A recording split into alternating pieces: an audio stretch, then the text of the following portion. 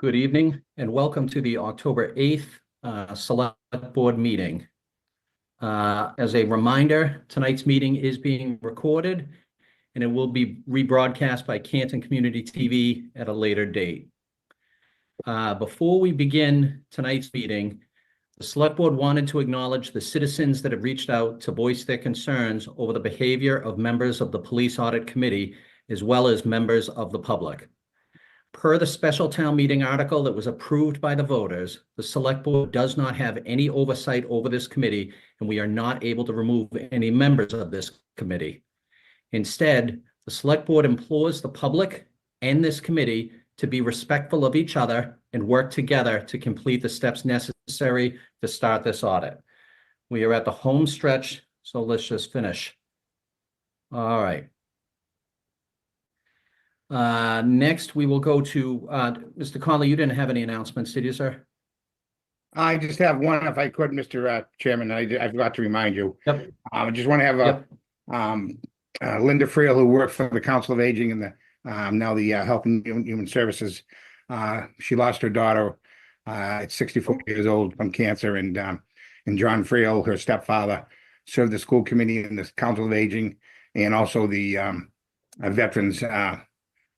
Passed away, and there was a memorial service at the Dr. and Thomas Funeral Home on Monday. So I would ask anybody to keep Linda Friel and Veronica Friel, who passed away, and their daughter Ariel, keep them in their thoughts and prayers, and may they get through this tough time together.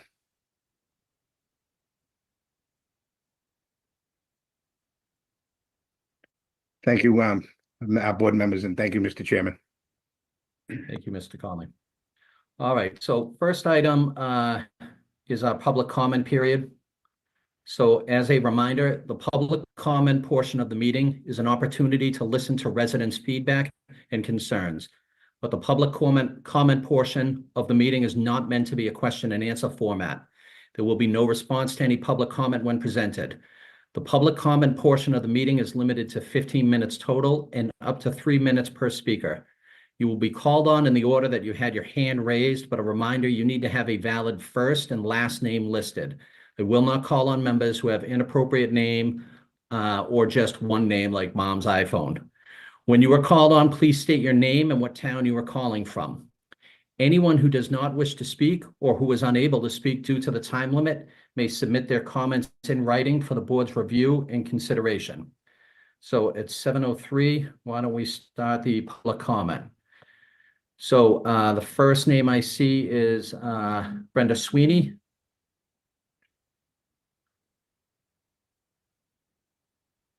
So give it just a second. And I think you should be good to go, Miss Sweeney. Hear me? Yep. Brenda Sweeney, Canton. The mighty tiger. Tigers have 6 times better eyesight than humans. Their roar can be heard from miles away. The tiger is commonly associated with bravery, courage, and strength, encouraging bold action and radical independence. They command respect and admiration. Tigers are fearless. It's time to address the lovelies in town and the cronies that do their bidding. The joys these people bring to Canton. Let's see. They loosen lug nuts on cars, poison yards with industrial chemicals, send threatening letters to women, slash tires, rev their big bad truck engine at a house to intimidate the woman inside, gun gestures, junk in the gas tank, of course the old hit and run tactic, driving by and shouting obscenities, saying we don't belong in this town, and my favorite, tell your wife to shut up. That's just the tip of the iceberg with the lovelies and their cronies. Well, we wanted to say thank you. What you've actually done is unleash the tiger in us, and we are not intimidated by you. Sorry, lovelies, we're done with your crap. That gravy train of fear that fuels that McAlbert machine is drying up. The expression, what am I, chopped liver, refers to someone who doesn't deserve respect. That, my lovelies, describes you to a T, chopped liver. Threats and intimidation are your modus operandi and how you've maintained control for so long. You cronies that support them, shame on you, helping terrorize your neighbors, all for a pat on the back from the lovelies. Remember, you're not family, you're just the disposable income that supports them. They'll close ranks. When it's time to pay the piper, the disposable income will be the first to go. Remember, cronies, the chilling words of Martin Niemöller. First, they came for the socialists, and I did not speak out because I was not a socialist. Then they came for the trade unionists, and I did not speak out because I was not a trade unionist. Then they came for the Jews, and I did not speak out because I was not a Jew. Then they came for me, and there was no one left to speak for me. Imagine that. They use you to do their dirty work. Once you've served your purpose, those lovelies will come for you without a second thought. Disposable income, cronies, disposable income. Get off that gravy train before it's too late. What's Chief Rafferty doing during all this? What any other upstanding, safety-conscious chief would do. She's busy ridding Canton Center of foul play. Rest assured, citizens, your tax dollars have made it a duck-free zone on her watch. Thanks again, Mike, for the gift that keeps on giving. Another ripple of destruction you own. We have decent neighbors and supporters from around the world that show us nothing but kindness and concern. They inspire us to keep speaking out. So again, we say, thank you for exposing your true character to the world. Remember, lovelies, you brought out the tiger in us, and you can bet your bottom dollar we are the survivors, not the prey. That's it. Thank you. Thank you, Ms. Sweeney. So next I have Ashley, and I think I know who it is, but Ashley, I need you to just change that so your last name is there. And then there's a Jen in the queue that also needs to put a last name. So I'll go to Steve McPherson next. Give it a second. Hello. Steve. Okay. There you are, sir. Hi, I'm Steve McPherson, 51 Cedar Crest Road, Canton. And I am here because I'm very excited to support the Galvin Middle School project. I started a Facebook called Yes for GMS, and I encourage you to please visit it. There's so much information and details about this project, but I'm trying to simplify it with pictures and highlights to get people to come out on special town meeting November 18th. I'm a parent. I've been following this project for years, and I could go down the list of all the amazing amenities that the community can all participate in and enjoy, like the new turf fields that are going to have lights, the brand new auditorium, just the hallways and cafeterias. I think kids have spent 4 years collectively in a building where 40% of the rooms have no windows. This building is old, it's falling apart, and we've been holding it together with duct tape for a long time now. And it's time. There's urgency here with the state aid. They've agreed to aid $72 million of this project, which is almost a third. And this is our one shot. And some people think it's because of the great coverage we've had in the newspaper, that it's already a done deal. We need to pass this funding at special town meeting to create the ballot. And then December 10th, the ballot will be, assuming this passes special town meeting on Monday, November 18th, there'll be a ballot vote where we can go to our precincts and vote yes or no. So please join me in going to town meeting. As a parent, the first thing, this is the last building. This is our newest building 50 years ago. We haven't had a new building. It is time for our students to enjoy, the same amenities that other schools have in the region. Braintree, brand new middle school. Norwood, under construction. Walpole, under construction. Weymouth just went live recently. Natick is going to look a lot like ours, I think. The pictures really say 1,000 words of how the Galvin Middle School is in the Stone Age. And these other towns I just mentioned, our neighbors, our neighboring communities are living and teaching in the 21st century. We need to step this up and get this passed. Learn more there's lots of details on the school page, the Galvin Middle School project page, and join in. We're looking for supporters to get out there, spread the word. This is not a done deal. Let's get this done. I think most people are in favor of it, but we can't have any regrets with this. It's an amazing project. The more you look into it, the more you look at schools in other districts, you'll just see pictures tell 1,000 words. This has to be done. So thank you. I think I hit my 3 minutes. Thanks, Steve. All right, next in the queue is Allison Brady. So Allison, give us just a minute.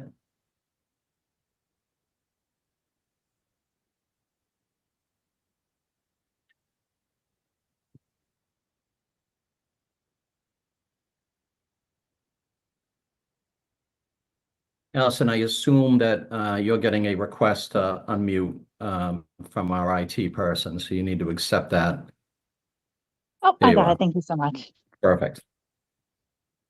Oh, so I just wanted to, pop in and just remind the citizens of this town that the select board does not now, nor have they ever, have any bearing or responsibility on the Karen Reed case. I'm really disturbed that every single meeting this keeps getting brought up over and over again. I think we had one lunatic already, Brenda Sweeney, who made a lot of unfounded claims and accusations against this nebulous group that they call the McAlberts. It's not very neighborly behavior.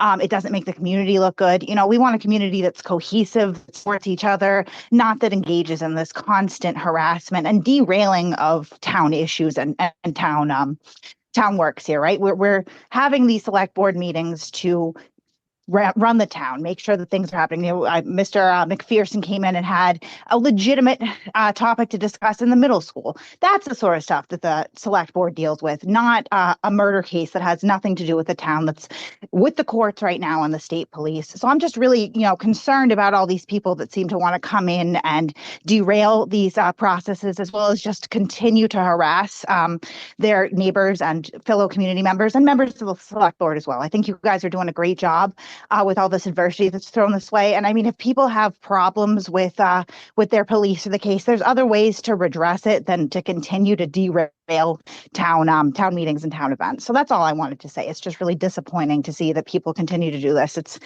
time to step up and act like adults. Thank you very much. Thank you, Ms. Brady. Next, we have Mildred Shiner. So give it just a second, Mildred. All right, you should be good to go. Hi, hello. Can you How hear are you? me? Can you Yes. hear me? Thank Yes. you. Thank you for letting me speak tonight. I am related to the pilgrims that landed on Plymouth Rock.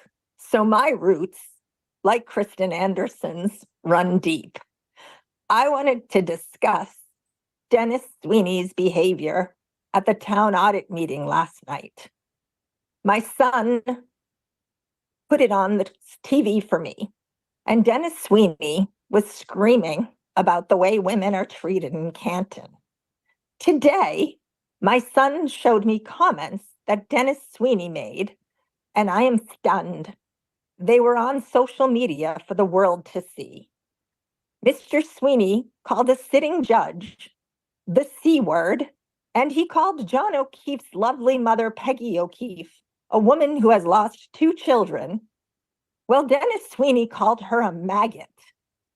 I do not think anyone who has the nerve to talk about a sitting judge and a grieving mother like that should ever be given the floor at any town meeting again. Also, I am a retired licensed psychiatrist, and I would like to offer mental health counseling to the residents of Canton, especially those who put graves on their lawn with other residents' names and the dates of their death. I am appalled by this behavior. I would offer counseling free of charge to Kristen Anderson, Rita Lombardi, Jennifer O'Donnell, and Kathleen Howley. Thank you very much, sir, and thank you all for the job you do. Thank you, Mildred.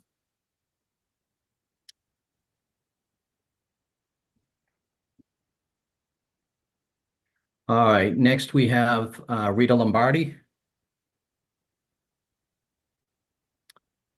Hi, so I'm Rita Lombardi, and I tuned into this and I heard that the select board has no authority to remove a chairperson or anyone from a committee.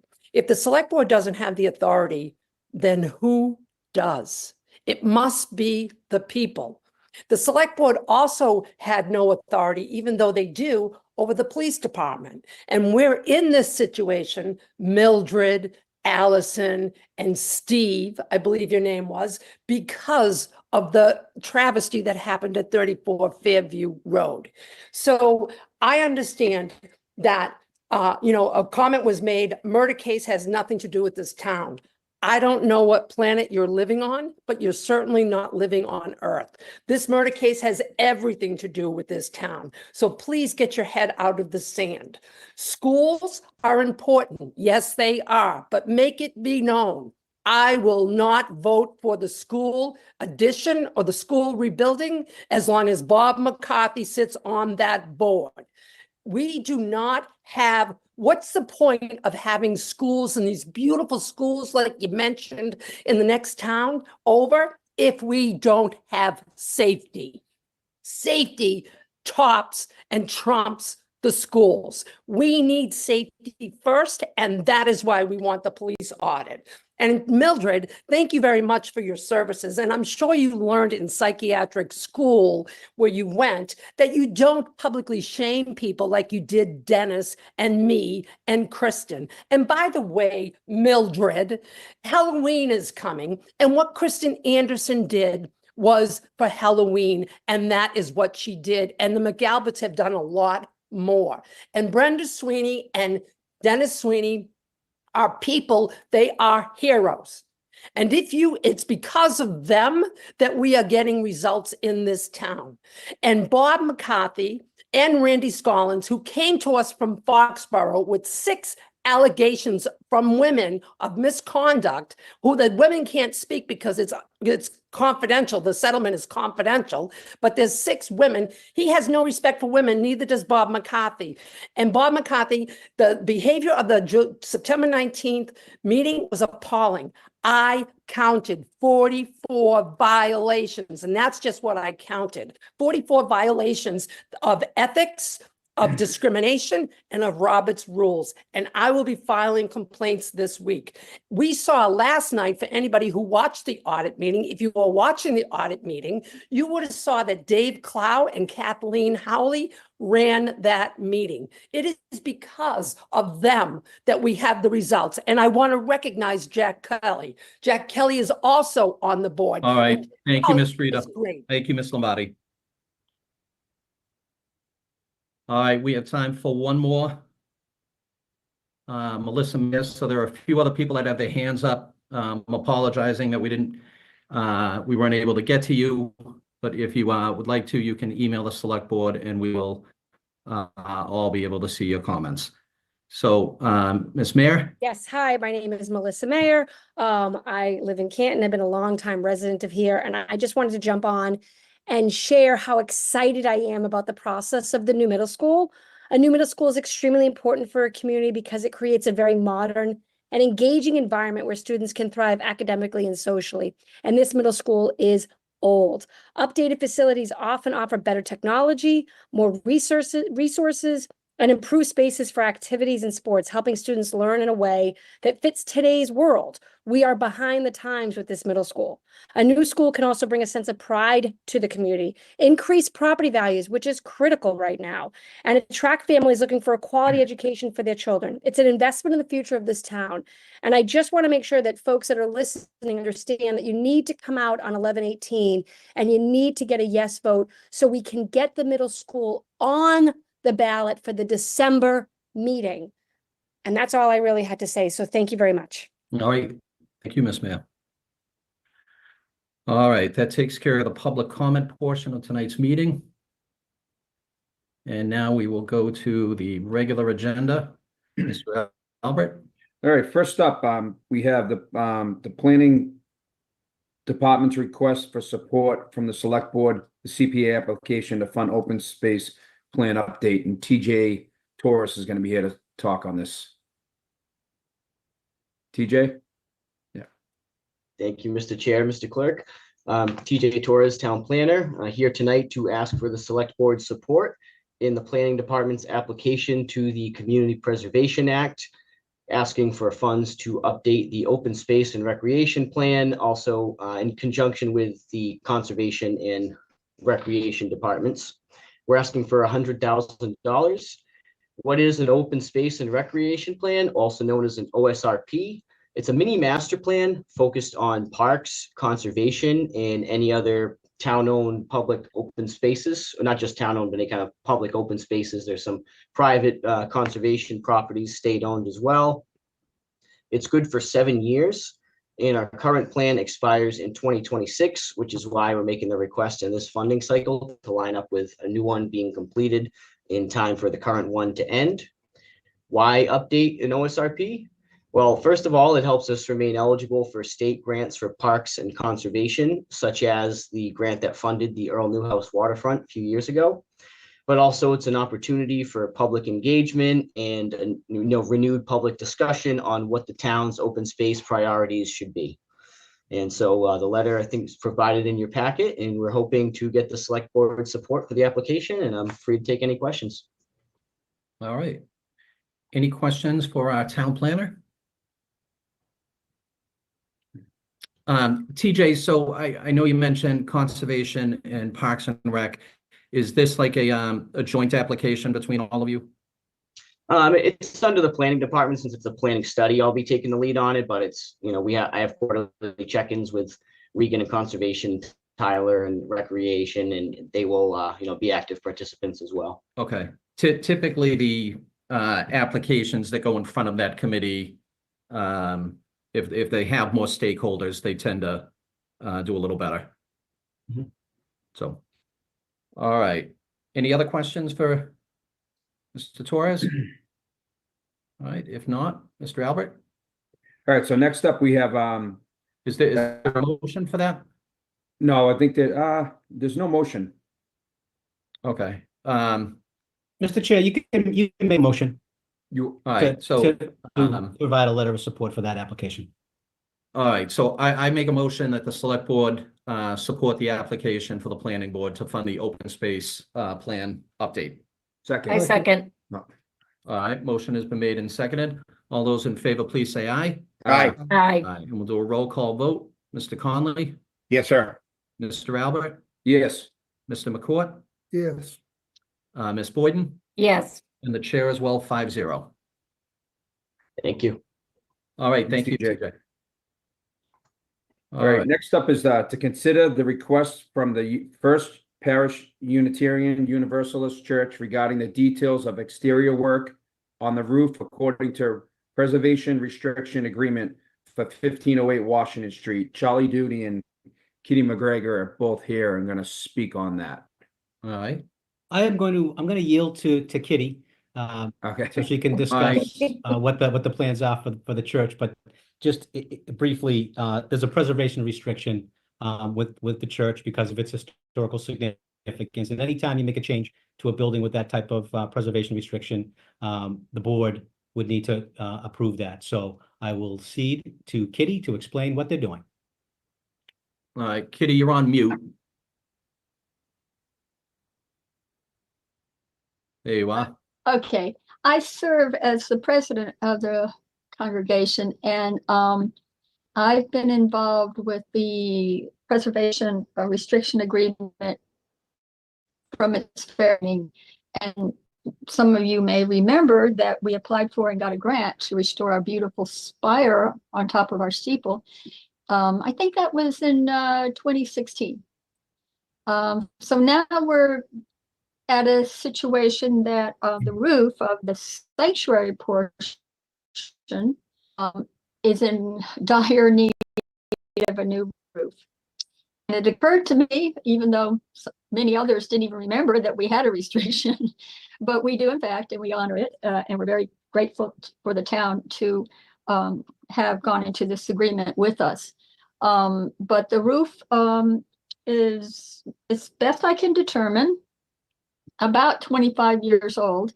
It was probably 20-year roof shingles on that roof, and now they're very faded.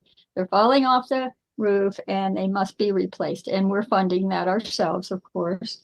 And so the only thing that we are concerned about is meeting your anticipation of, is it an appropriate color? The shingles that we're putting on are 25-year shingles with a long guarantee on workmanship and on the shingles themselves. But the color, it occurred to me, there's not a great deal of difference, but it might be the appropriate thing to come to you and say, what do you think? Is it okay? So could we go ahead with this plan to replace the roof? I did in fact send out some pictures. I don't know if you've seen them. I happen to have the shingles with me if you'd like to see them. But We got your pictures, Kitty. Thank you. okay. They're quite different shingles, the quality and the design, everything's different, but the shingles up there are obviously very faded, and there's no way to match faded shingles.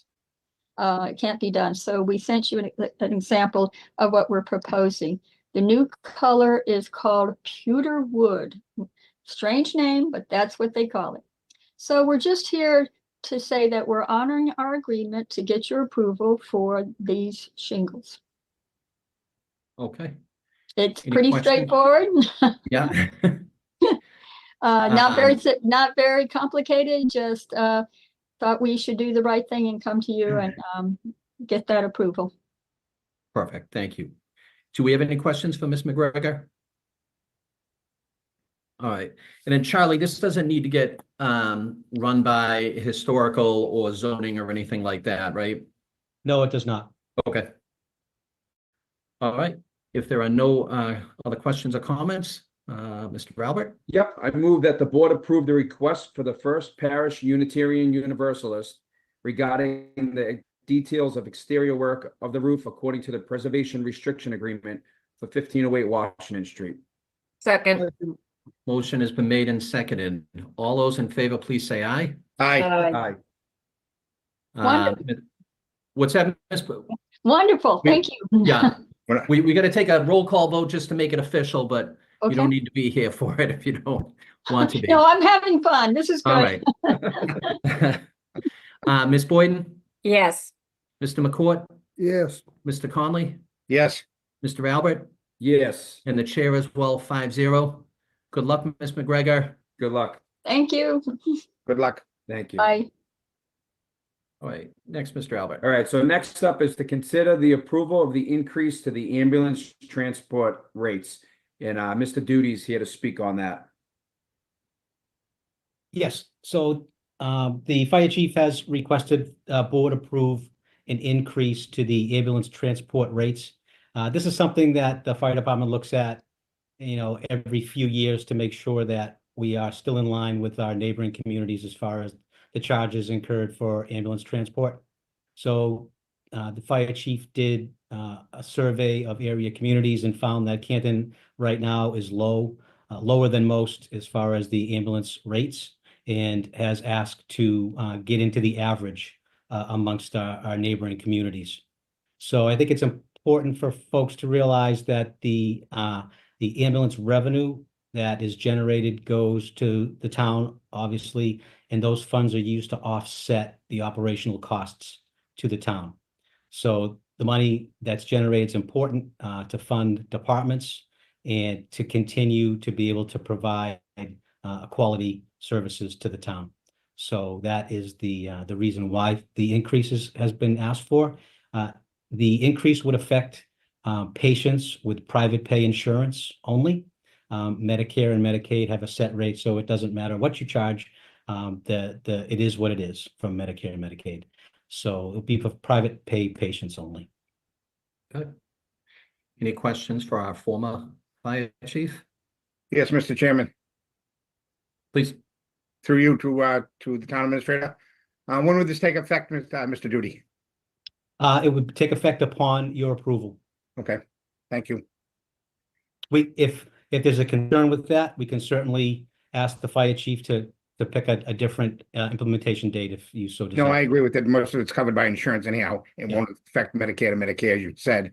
And so I would have supported wholeheartedly that if we're the lowest other than one surrounding town. So we should take care of it and take care of our ambulance service because it's a fantastic ambulance service. Thank you. I agree. Thank you. Thank you, Mr. Conley. Any other comments, questions? Hearing none, Mr. Albert? I move that the board approve the increase to ambulance transport rates. Second. Motion has been made and seconded. All those in favor, please say aye. Aye. Ms. Boyden, Yes. Mr. McCourt, Yes. Mr. Conley, Yes, sir. Mr. Albert, Yes. and the chair as well, 5-0. Next, Mr. Albert. All right, so next up is the select board's going to take positions on the special town meeting articles. There is going to be 2 town meetings within one meeting. So the first special town meeting is going to be in regards to the Galvin Middle School construction project that Mr. McPherson just spoke about and a few other people spoke about. So we're going to talk about the Galvin Middle School project. That's going to be the first the first item up. Okay. So as the board knows, but for the public will get the warrant in the mail, and the select board typically takes a position on the various articles. So as Mr. Albert explained, there are two special town meetings, one inside another one. The first special town meeting strictly related to the Galvin Middle School funding. So what is the will of the select board? So are we supporting that project? Yes, Yeah, yes. Totally support the project. All right. 100%. Yeah, All right. 100% on. Yeah. Then in that case, Mr. Albert. All right, so I move that the board support Article 2, Galvin Middle School construction project funding. Second. Motion has been made and seconded. All those in favor, please say aye. Aye. Aye. Mr. Conley, Yes, sir. Mr. McCourt, Yes, sir. Ms. Boyden, Yes. Mr. Albert, Yes. and the chair as well, 5-0. All right, so in the next special town meeting here, there's 3 articles. I'll just take them one by one and we can go through them. So the first is I move that the board support Article 2, appropriation for the Neponset Water Treatment Facility replacement filtration system. All right, any discussion on that? Do I have a second for that? Second. Mr. Duty, did you have a comment? Sorry. Yep, I just wanted to just provide a little bit of background on that for folks who don't know that water filtration system, the granular activated carbon filtration system, will certainly protect our water supply, particularly around the issue of PFAS, which I think most people have heard of. The other thing that system will do, it will allow us to buy less water from the MWRA because we'll be able to generate more water with that system. So I think the long-term payoff is good because we'll be saving money in the long run, not purchasing as much from the MWRA, but also I think more importantly is continuing to make sure that our water supply is clean and safe for our residents. All right, thank you, Mr. Duty. Did I have somebody second that motion? Second, and I got a question, a comment. Okay, go ahead, Mr. Conley. Yes, Mr. Chairman, thank you. I wholeheartedly support this. We built that at the Edward M. Sullivan water treatment plant off in the Neponset Street. This is the coal filters, obviously, and they haven't been done for over 20 years. So it has to, in my opinion, has to be done because water is one of our #1 resources. And Mr. Trotter does a fantastic job on monitoring our water supply. So I'm wholeheartedly would support this. The sooner we can do it, the better we can do it. And have clean, clear, good water. It's a necessity. Look at the surrounding towns more towards South Shore, that the water is not clean and clear. So I would ask that we support this, and it's something that it's necessary. Be proactive instead of reactive. Yep. Thank you, Mr. Chairman, members. All right, thank you, Mr. Conley. All right, so the motion has been made and seconded. Is there any further discussion, comments? Hearing none, all those in favor, please say aye. Aye. Mr. Albert, Yes. Mr. Conley, Yes. Ms. Boyden, Yes. Mr. McCourt, Yes. and the chair as well, 5-0. So next Next, up, Mr. Albert. excuse me, I move that the board support Article 3. It's the set salary of the town clerk. Mr. Duty, did you want to comment on this? Oh, sure. This is actually to correct an error that we made at the town meeting. So Tracy's salary, I'm sorry, Miss Kenny's salary is set at $122,000. And that was what was supported by the finance committee and approved in the operational budget. Unfortunately, when we did the warrant, we put the wrong number in. It was the previous year's number. So this is just looking to correct that mistake. And we're hoping that the board will support that. Okay. One comment, if I may, then I'll be quiet. Yeah. That is already in the budget, as I was told. That is correct. That money is, Yep. the Yes. 122 was budgeted, but we Yes. couldn't we couldn't actually use that number because the town meeting authorized a different number, so we have to fix that. And this will be retroactive, Mr. Duty? That is correct. Great, thank you. Okay, thank you. So just a housekeeping item. So did I have a motion? Yes. Second. Thank you. Motion has been made and seconded. Any further discussion? Hearing none, all those in favor, please say aye. Aye. Mr. Albert, Yes. Mr. Conley, Yes, Ms. Boyden, Yes. Mr. McCourt, Yes, and the chair as well, 5-0. Next, Mr. Albert. Okay, next up, I move that the board support Article 4 to adjust the fiscal 25 accounts. All right. Mr. Duty, did you have any input on this? Just briefly, Mr. Chair, so the state aid came back a little bit higher than we had initially anticipated. So we have to adjust the fiscal 25 accounts to account for the fact that we received slightly higher aid than anticipated. Okay. Any questions for our town administrator? If not, I'll take a motion. Yep, I move that the board support Article 4. Second. Motion has been made and seconded. All those in favor, please say aye. aye. Aye. All right. Mr. Albert, Yes. Mr. Conley, Yes, sir. Ms. Boyden, Yes. Mr. McCourt, yes, the chair as well, 5-0. So next up, the last article that's going to be in front of the special town meeting, the second special town meeting, is an article appropriation to increase the special education reserve count. I think, Mr. Duty, do you want to speak a little bit more on that one before I make a motion? Yeah, sure. I just was checking to see if anyone from the schools was here, but I can I can tell you that obviously the special education costs increase on a yearly basis.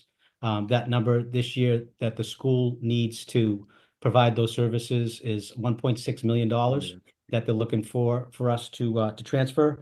I will say that our free cash was just certified by the Commonwealth, and it was about $1.5 million higher than our conservative estimate was. So it'll pretty much cover almost entirely the amount that the schools are requesting, the 1.6. Okay. All right, Mr. Albert, I'll take a motion. I think Ms. Boyden, did you have a question? I'm sorry. No, I was asking my husband to shut the door. My Oh, I'm dog. sorry. I thought you were waving your hand. My apologies. I thought it was a fly. All right, I move that the board support Article 5 appropriations to increase special education reserve account to 1.6 million. Second. Motion has been made and seconded. Any further discussion? Hearing none. All those in favor, please say aye. Aye. Aye. Mr. Albert, Yes. Mr. Conley, Yes, sir. Ms. Boyden, Yes. Mr. McCourt, yes. and the chair as well, 5-0. All I was right. trying to call on you guys in the same order, but you're getting mixed up on my Zoom screen, which is why I'm become random. All right, next, Mr. All Albert. right, so next up, I move that the board approve the warrant for the state election on November 5th, 2024. Second. Motion has been made and seconded. Any further discussion? Hearing none. All those in favor, please say aye. Aye. Aye. Okay, next up, I move that the- I got to do a roll call vote. I'm sorry. That's all right. So we'll start with you, Mr. Albert, Yes. Mr. Conley, Yes, sir. Ms. Boyden, Yes. Mr. McCourt, Yes, the chair as well, 5-0. All right, next up, I move that the board approve the deputy police chief of operations and the deputy police chief of administration contracts. I have a Um, question about that, Chair, if I may. Can I ask Ruby So Middleton? can you second it first and then we'll open Oh, up the sorry. discussion? Okay. So, yes. Second. Ms. Boyden. Wait, I just seconded it, I think. Okay, okay, so, Ms. Middleton, I see you're on board. Did you just want to talk about that at all? Our agent I'll director. be happy to answer any questions, but it's a personal service contract for the two deputy police chiefs. You're going to hear a common theme. It's a 3-year contract. The same COLAs that you guys approved for all personal service contracts and the other union contracts that were 3 years. It's 3, 2.5, 2.5. So they were up. This will be the last round of the personal service contracts. Okay, all right, so as the board is aware, and to inform the public, These negotiations have been going on for some time with our HR director, our finance director, our town labor attorney. And this is just a step in approving the contracts that have been negotiated. So any Okay, so questions for Ms. Middleton? I do. So thank you, Jody, for the work you do. It's a hard job. So my questions, I want to know, so the deputy chiefs, like, do other communities all have like 2 deputy chiefs? Like towns our size that are not crime ridden? I'm just trying to. So we have about 11 comparable towns that we, look at demographics and size and everything like that. Able to reach out. 7 of the surrounding towns do have deputy police chiefs. Some have 2, some have 1. It all depends on their structure and their level of staffing. We kind of mirror the fire department. So they have 2 deputy chiefs. We also have 2 deputy chiefs. And the salaries are around the same in all those other communities? Yes, what Canton strives to be, the will of the board is to be at or above the average. We are right there. We are not the highest. We are not the lowest. Okay. We actually rank probably dead center with the highest. The highest is just over 192. Okay. All right. Well, those are my questions. Thanks so much. No problem. All right. Any other questions for our HR director? All right, a motion has been made and seconded. So all those in favor, please say aye. Aye. Aye. Aye. Mr. Albert? Yes. Oh, Mr. Conley? wait. Oh, I'm sorry. Good. Sorry, not to interrupt. Just point of clarification. If I'm not sure, but Mr. Albert, if you could recuse yourself just because of succession. voting? Yes, please. And your Okay. signature is not on the contracts. I did not put a signature line for you. Okay, all right. I don't Okay. want, I didn't know with the essence of time, so better safe than sorry. Yep, no, that's a good That's right. catch. Thank you, Jody. All right, so the motion has been made and seconded. We're going to revote that. I'll abstain. So all those in favor, please say aye. Aye. Aye. Any opposed? And Mr. Albert, you're going to abstain? Abstain. Okay. All right, so that'll be your roll call vote because you just verbalized the abstain. Abstain, yep. Mr. Conley, Yes, sir. Ms. Boyden, Yes. Mr. McCourt, Yes. and the chair as well. That passes 401. All What a right. Thank you moron. for Next up, catching I'm- that, Jody. What a moron. Next up, I move that the board appoint the seasonal counselor for Parks and Recreation. What do you John think, Rita? Feeney. Is all the good stuff second. done tonight? I've had Motion enough has of been these made and guys. seconded. Yeah, Any let's get further these guys discussion? off. I just gotta say, when, I've had enough. when you have to be told over and over that you need to recuse yourself because you're too stupid to To what know. was that all about? Yeah, This and he guy still is didn't so get it. brain dead. Does he not know what's going on? Like they had to revote because he's such a friggin' idiot. Yeah, he is. He is. I mean, he just sits there and doesn't pay attention and, does, he's with his friends. He's with his friends and he's just doing what his friends do and he feels important. I mean, that's what it's all about. He's important, Ego. in his mind. He's important. But, this board, I logged in like a minute or two before after the meeting started, and I heard Mike say that the board has no authority to remove somebody from the committee. That is the biggest lie ever. You have the select board and you have the town administrator. If they don't have the authority to remove someone from the board, then who does? Of course they have the authority, but this is what they do. They look at the rules and they follow the rules that are advantageous to them. And if it's not advantageous to them, they just look the other way. And that's what we see. That's what we have seen in these meetings for the police audit meetings. We have seen, I'm on a roll. So if you want to go on a roll. I want to say a couple things. One thing is, even if you take it at face value that what they were saying is true, that they can't remove They Bob can. McCarthy. which I believe that obviously they can, but let's just pretend in that fairy tale. What they don't say, like in any situation, they have the right to speak their mind. They have the right. This happens all the time with like city councilors, like where a fellow city councilor gets into trouble in certain cities and towns. Sometimes they don't feel comfortable voting off the other city councilor. So what they do, or they say they don't have the power. So what do?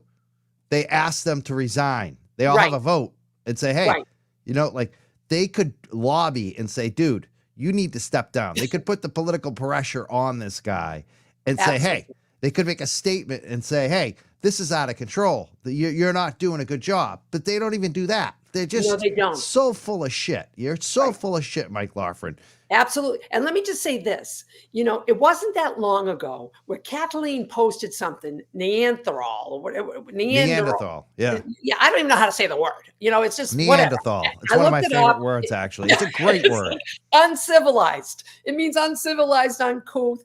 I mean, and the chief was so offended by Kathleen's use of that one single word that when she went to the diversity committee that the chief was part of in her bulletproof vest, because Neanderthal, whatever Neanderthal. Is not Neanderthal.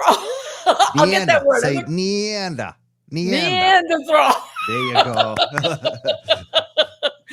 You know, but the chief was so offended by that one word that Kathleen put on Facebook, right? That, you know, she made a big deal of it at the diversity meeting, and they had to do a new civil code and everybody needed to go by it. It was so important. And the chief didn't even have respect, nor did Nicolette, the person who was chaired the committee. You don't have a discussion about somebody when that person's not in the room. But in Canton, well, it goes. Everything goes. You're not going to have the person in the room. You're just going to talk about them on a committee on live TV.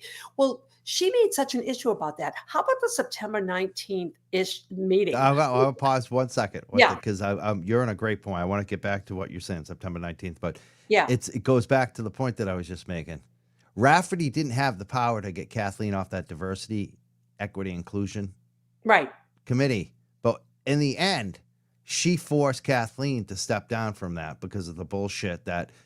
And we don't need to talk about all the details. I don't know if she. But it's the same Kathleen. way. I think Kathleen had enough of it. I mean, that's what I'm saying, though. But that's the same thing. Like when I'm talking about Bob McCarthy, if the Canton Select Board wanted to do something about Bob McCarthy, there's a lot of remedies that they could do. They could do what Rafferty did, speak about it, and basically force the guy to bow his head at least, you know. And they didn't do that. They didn't do what Helena Rafferty did to Kathleen. It's just another example of them playing games. Both sides. Yeah. What they do is the entitled townies are lawless. Rules don't apply to them. The law doesn't apply to them. And everybody else, we're held to rules and we're held to, you know, and we have to do these things. And if we don't, we have consequences. But they are lawless and ruleless. And it doesn't matter what they do, they're not held accountable. And, you know, this goes way back in, you know, when Randy, and let me just say this again for those who may not have heard, 6 allegations of misconduct towards women that were settled in with confidential terms so that the people couldn't talk about what happened. So Foxborough kicks them, and the Canton attorney, the town attorney, also the town attorney for Foxborough. So Randy and him have a relationship. He comes over to Canton. So we don't have enough liabilities in this town. We have to take somebody who treats women the way he does. And it's only a matter of time before he gets sued. And if he keeps it up, maybe it will be me. I don't know. But, you know, this is the way he treats people. And that is your leadership. That sets the tone. So we have a police department who doesn't follow rules and regulations. We have a town hall select board that doesn't follow rules and regulations. We have a chief procurement officer who has been letting Bob ride off his procurement license. I don't think that's legal, Randy, but we're going to find out because we're going to ask. And, you know, so you're not supposed to ride off somebody's procurement license. And, you know, so he does what he wants, and then Bob does what he wants. And we saw I mean, the September 19th show was a shit show. That meeting was a shit show. And that had nothing to do with anyone. Yes, I left, but people remember I left. I showed respect for the blue. I left because I did not want them to have to do anything that was going to compromise this town any further. And I left on my own fruition. And, Bob set the tone for that meeting. And for people, as I went to the microphone, I didn't even yell from my seat like Randy did. I went to the microphone and I spoke from the microphone. And all I said is, are you going to, push this through? Or are you going to go over every line item like you're supposed to go through? And as soon as he kicked me out, I mean, that was the thing I said. As soon as he kicked me out, Randy's on the phone like this, calling the police. So when you hear me say, go ahead, Randy, hit it, Randy, he's already dialing them. He was already somebody goes, Randy's calling the police. So that's why I go, Randy, hit it. Go ahead. And that meeting was awful. And I counted 44 violations. I listened to that entire meeting. I typed up everything that was a violation, everything that was offensive, and I'm filing reports. And, and then last night, right, Kathleen and Dave ran that meeting. They did. And what you saw, and people may not realize the dynamics of what was going on, but Bob couldn't manage himself out of a wet paper bag. He couldn't. And I don't mean to trash Bob, but Bob, you left me no choice, right? He was sitting back a lot. He was like this a lot. Like, notice, like, because people have been calling to get him fired. Yeah. People have been calling to have him fired.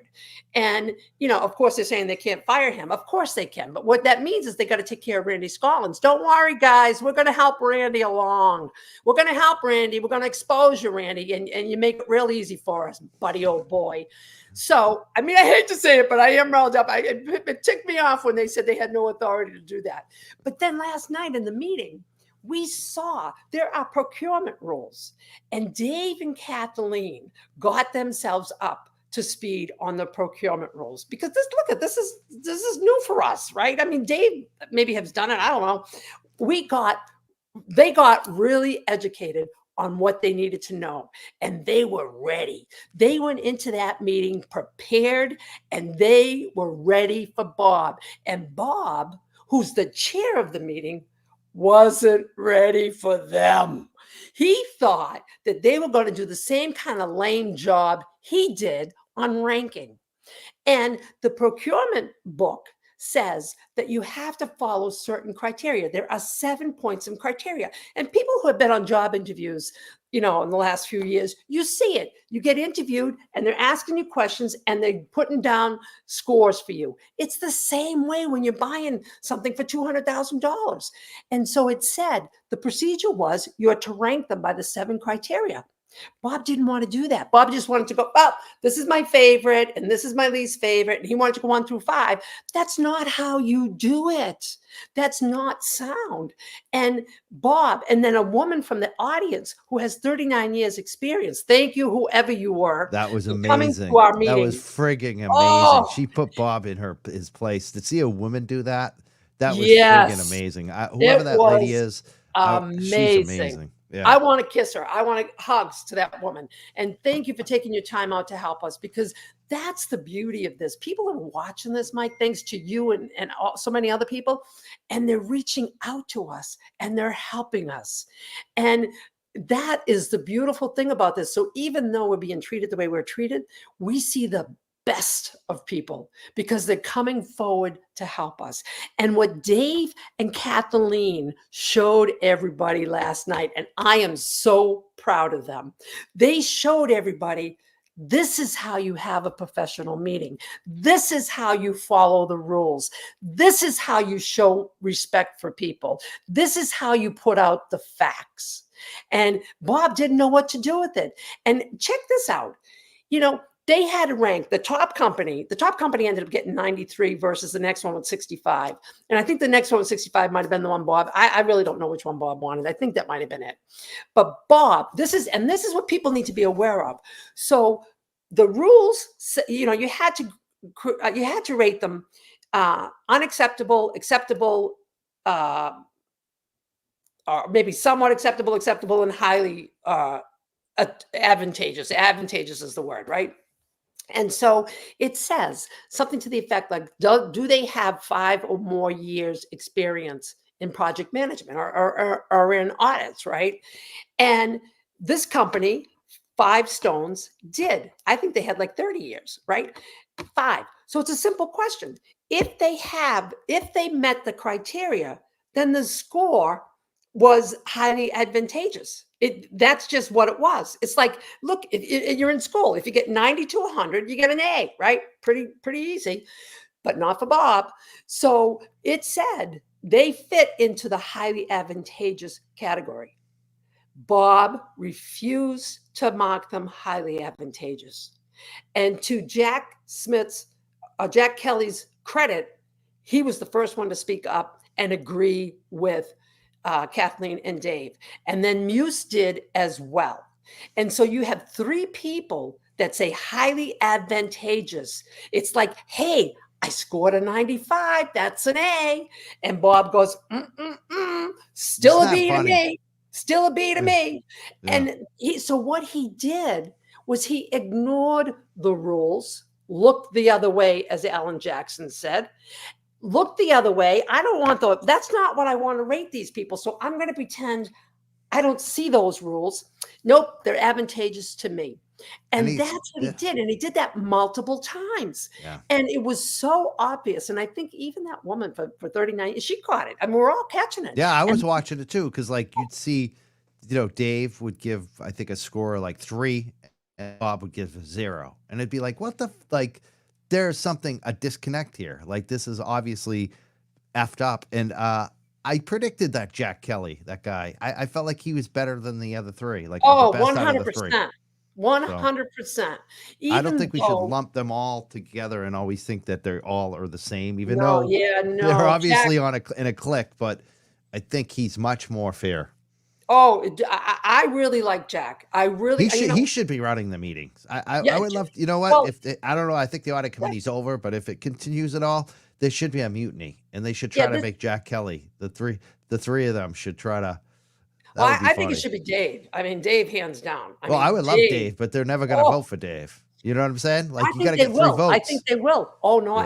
First of all, you think they will now? Jack, I think Jack and his wife. You think Jack is that'd be interesting? I think Jack is done. This isn't what he signed up for. Yeah. Muse really showed his cards on September 19th. So before I say anything nice about you, Muse, you really gotta earn it, because I can't say anything nice about you right now. So I'm not going to say anything. And Bob, Bob may not be a bad guy inside, but man, he sucks as a leader. He's not a leader.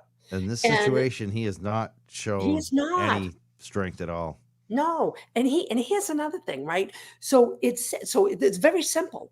The rating said, so we gave him a deadline, right? At 5 months. I forget what the exact date is, but we gave him 5 months. So the company, 5 Stones, came in and said, okay, we can beat the deadline by 2 weeks. So somebody who can beat the deadline by 2 weeks is highly advantageous. So we got 4 highly advantageous. And Bob was not highly advantageous. I forget what he was, but he wasn't highly, I think he was like unacceptable or whatever. Yeah. And, no, he wasn't highly advantageous. Maybe he was advantageous, right? It was pretty clear. They beat it. And according to the rules in the Inspector General's, the Mass Book, 30B, that should have been highly advantageous. But Bob refused because he knew that would give them more points, and he didn't want them to have those points. So he rated them less.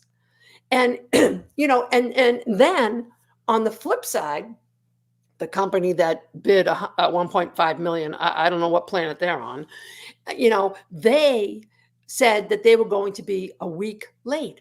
So a week late should have been classified as unacceptable, 0 points. Bob gives them, I don't know, he either gave them advantageous or highly advantageous. And we called him out on it. How can you do that? So that is somebody who is ignoring the rules. And what that shows, it's consistent with this town. The police, and I'm not talking all the police, just the ones we've seen in the news, they don't follow procedure. They don't follow procedure, and it's okay. But if we don't follow procedure, we get ticketed, we get fined. If we put out rubber duckies, we're going to go to court. But they can do whatever they want, and it's not right. And we all have to live by the same rules, and otherwise, you have chaos, and we have dysfunction, and they've shown it. And I want to say something to the people that called in tonight. They were fake. Two of them were fake. So Allison Brady happens to be the name of Aiden's kids. That's what I found out. I don't know how people know this stuff, but Allison Brady was a fake person, which makes sense. And they think that's Krusty Pants. So, hey, Krusty, thanks. We got you. Next time I know. And but I called her out. And she said it has nothing to do with this town. Yeah, I don't know what planet she's living on. And Mildred was also a fake person. So there is no Mildred that lives in Canton. And, and if there was a psychiatrist in Canton that had that name, she's not going to call out people like this woman did. She's not, because that's not how she's trained. So those two, and then Steve, the guy, I think his name is Steve, who lives at 51 Cedar Crest in my neighborhood, diagonal from, 36 Fairview, not far from 34. He was Mike Lofgren's campaign manager, as far as I know. And so, all three of those were setup calls, which is fine because, sometimes people do it, whatever. And he's cheering on for the Galvin Middle School. Well, I got news for you. I have voted for everything that this town has wanted to do to improve everything. But I am not voting for the Galvin Middle School addition. First of all, $250 million. Bob can't even manage a $200,000 project, let alone a $250 million project. And if this is the way he behaves, then we can't put that on the face of Canton, on the face of a $250 million project. We cannot do it. And I will not support it as long as he is on that committee. And we need to take a deep dive into the $250 million to see where that money is going to. Bob's in the building industry, which is interesting. He's on the building committee and now he's on the Galvin Middle School. And I wonder, I'm sure he knows many people in the building industry that, he's looking to help. And, $250 million, this town needs to take a good, hard look at what's in that proposal that they're trying to do before people sign off on $250 million. We're going to get hit with lawsuits, massive lawsuits. And to add $250 million on is not right. And Mike, I hear that this is Mike Lofgren's baby. This is how he wants to go out on the select board. He wants his name on the building. Good luck with that, Mike. Good luck with that, Mike, because I don't think you put your name on another ballot, and I don't think you'll ever get elected again after the performance that we have seen. And Ashley, I know he knows Ashley really well. Yeah, I gotta cut it. I want to say a couple things. The number one, the scoring. It seems like sabotage. It seems like that he's like Bob literally is trying to sabotage the whole process by the bad scoring. Those callers that called in, it's so funny for days now. Kate Peter and the other clowns on Twitter there have been predicting like Turtle Boy is going to have such a bad day on Tuesday. And then nothing happened today. And that was it, I guess. I mean, it just shows you how delusional and whacked out these people are. They have no original ideas. They steal what, other people have already done. And they think that those calls are going to make a difference. It's like, yeah, they do. They weren't even funny. Like the reason the other people that did those calls, it worked is because it was actually humorous and it was actually well done. These were just like, it didn't even get like, even in my chat, people were just like, oh, Jesus, like nobody gives a shit. It's like, it's the stupidest thing I've ever seen in my life. I don't know who they are. I don't really give a shit. A lot of names being thrown around. I think Turtle Boy's reported one of the names already, but it just like, that is how desperate and lame they are. They think that type of shit makes a difference when nobody cares. Like nobody literally cares. And then Mike Lofgren, seem to know one of them and seem to, which is very strange. And Yeah, he like you knows said, one his of them. campaign manager called in. This Yeah. is Ashley it's just, Belfield, he knows yeah. her. He knows her well. Ashley, you know what I'm talking about. So, you know, I've had it. I've had it. You know, I'm just, you know, we have rules and people don't follow them. And so we have a town that is completely dysfunctional, and they think that it's going to help their cause to have these fake people call in and spread lies. And they think that saying things about Dennis and Brenda and me and Kristen Anderson is going to make us I go. was mad they didn't mention the Young Jerks or me. Like Yeah, that's how yeah. like it's like, come on, give me a little more attention, please. Like what's Exactly. going on? I mean, Exactly. it's just the opposite, actually. Yeah. Exactly. Come on. And you know, they are The it's food stamp pathetic. 5. It's beyond I mean, pathetic. and you know, if there was a member of John's family or somebody, so that's a rumor that's going. I think Turtle Boy actually reported that. It might have been a cousin that John didn't know, but that he like that. Why would they want to be associated with that group of people? The food stamp 5. I mean, these people are just Right. like Kim Fair and KP and these other people are just.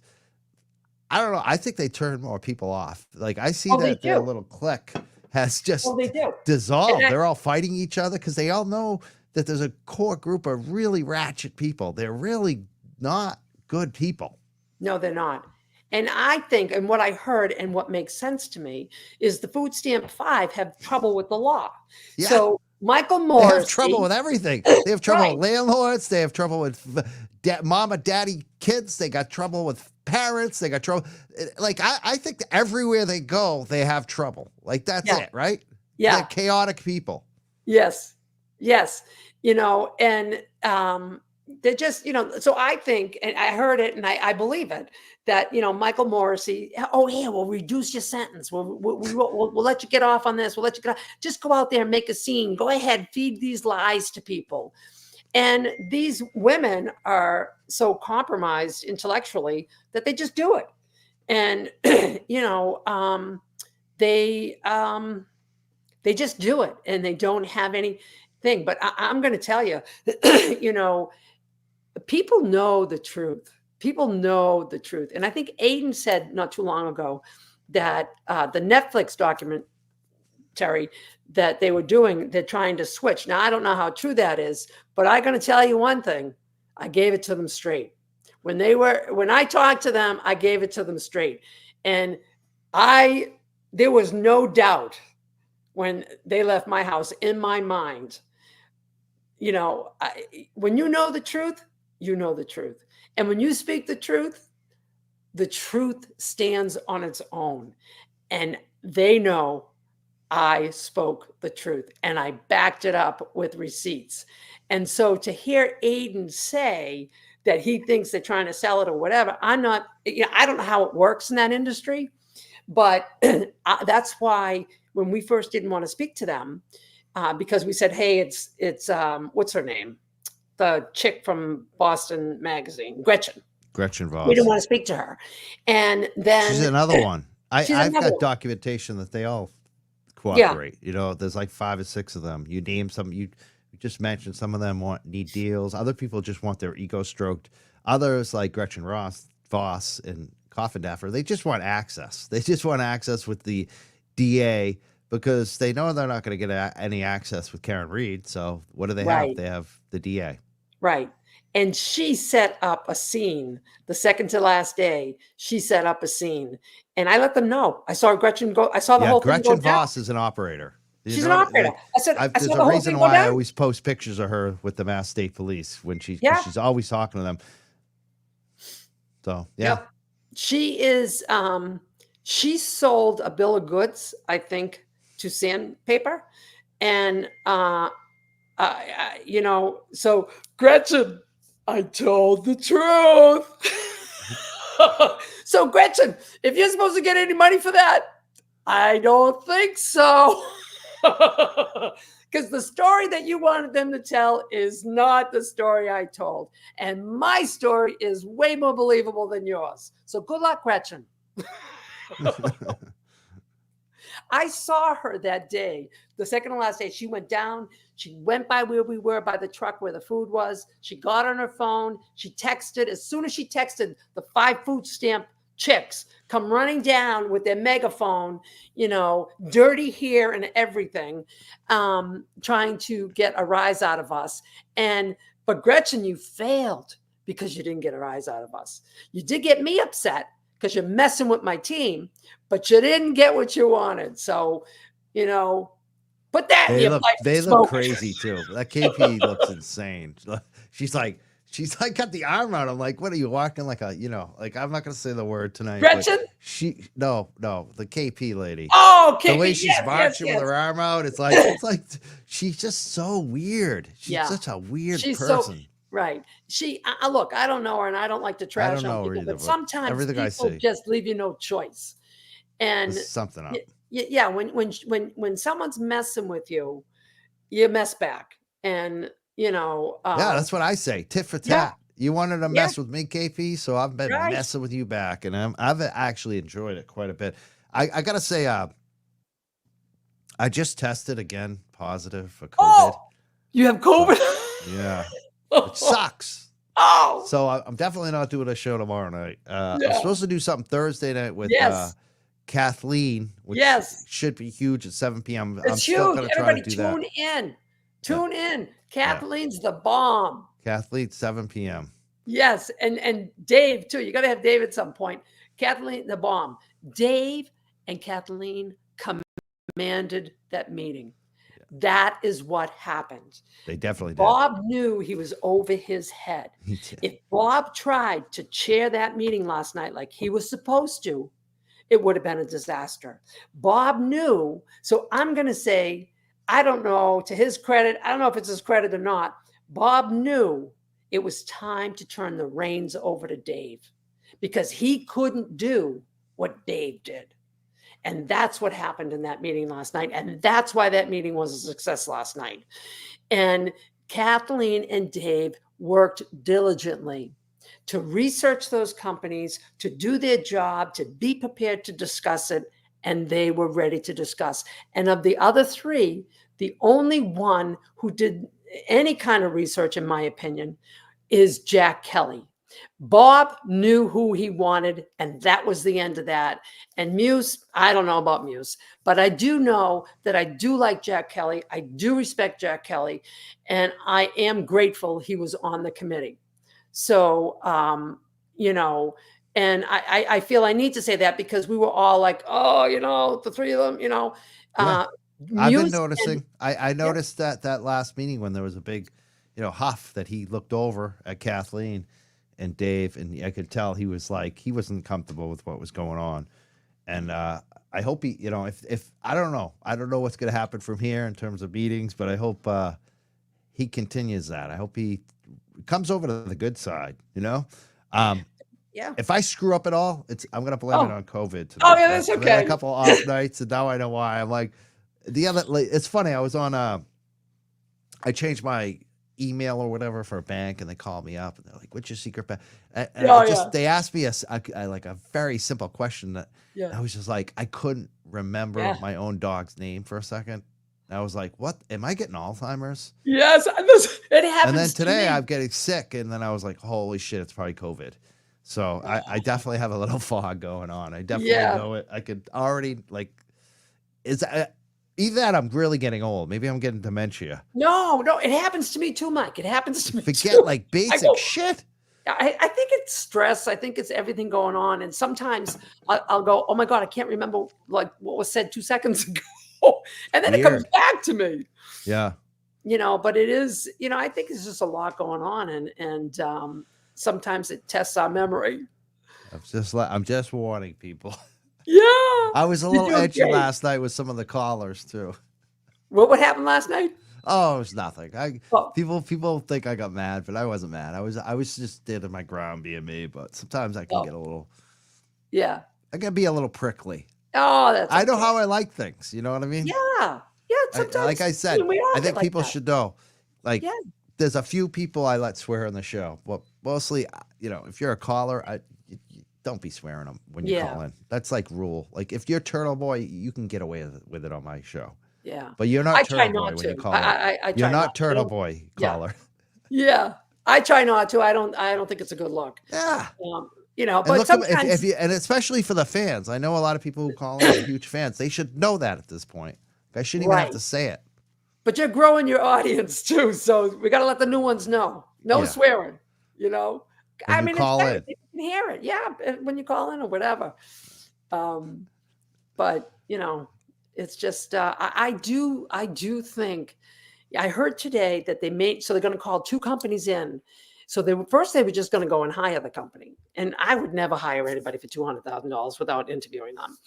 And I think it was just the risk of losing them, and that's just my gut. And Jack Kelly mentioned that, we should interview them, and I agree with him. And again, to Dave and Kathleen's credit, they admitted that, you know what, we motioned to not interview, but let's rescind that because Jack just made a very valid point. That's the way committees work. You discuss it, you collaborate, and what we saw last night too is the audience was allowed to collaborate. And, Bob shuts the audience down, and he's doing himself an injustice, and he's doing the town an injustice because people have valuable things to add or can help. Like look at the woman that spoke, the matter of information, the point of information, and she got up and spoke. If she didn't get up and speak or wasn't allowed to speak, God knows what direction that meeting would have went in. Yeah. And so, I think Bob is afraid. I think he's afraid to let people speak because Yeah, he's it's a afraid weakness. not to That be is in definitely a control. weakness. Yes. Like I look at my show, I feel like the reason we have pretty good content is because I listen to people. I like not just the guests, but even the audience. Like I listen to their feedback, especially on things like guest topics or whatever it is. Doesn't mean I'm Yes. gonna do what they tell me to do. In the end, I'm gonna make my decision Right. that speaks to my vision and my time and my interest and what I want to do. But if I didn't listen to the audience, Yeah. I would miss so much. Like it's just, Right. it's such a friggin' resource. And that's why I love Twitter so much, actually. Because Oh, I Twitter, can't go there. I may not get the most hits from Twitter like YouTube Yeah. and Facebook, but Twitter, I get the most information, the most intelligence, the most, ideas. And it's just Really? amazing what you get from the feedback on Twitter. And obviously you get a lot of hate there too. Yeah, But I know. I can't do the so hate. I don't understand politicians or people that run committees when they shut down the public and don't listen to them because, like you said, you're missing the best ideas, you're missing the best knowledge, and sometimes those people, are Right. exactly who you need to hear from, whether it's an expert or a family member or Right. sometimes it's a famous person. I've had tons of people that reach out to me in strange ways like that after listening and give me feedback. So it's just crazy what you will shut down when you're weak like Bob is.